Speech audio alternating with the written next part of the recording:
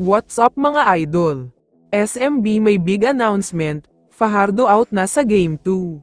Pero bago mo sana ipagpatuloy ang panonood mo, ay huwag mong kalimutan na mag-subscribe bilang suporta sa aking YouTube channel. Maraming salamat idol.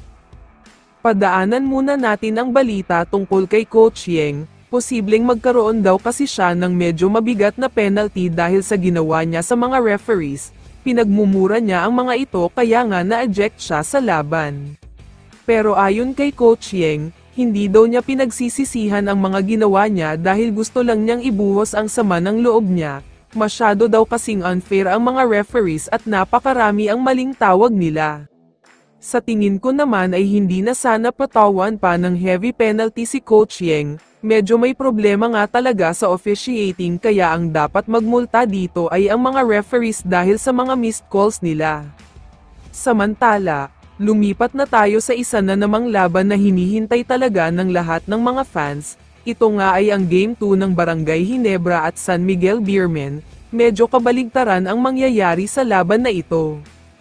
Dahil kung last time ay second game sila kaya medyo gabi na, mamaya ay first game sila sa ganap na alas 5 ng hapon, going for 2-0 series advantage na ang Ginebra dito, pero ang SMB naman ay gustong may tabla. Pero mukhang delikado na ang Beermen sa Game 2, dahil nga naglabas ng balita ang iba't ibang mga sources at sinasabing napakalaki daw ang chance na hindi maglalaro ang kanilang superstar na si Junmar Fajardo.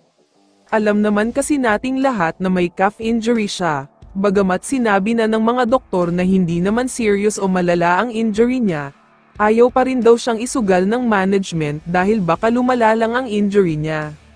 Nang tinanong si Junmar, masakit pa rin daw ang nararamdaman niya, feeling niya ay kakayanin naman daw maglaro pero limited playing time lang, may kirot pa rin daw kasi siya nararamdaman pero baka kayanin naman ng pain reliever.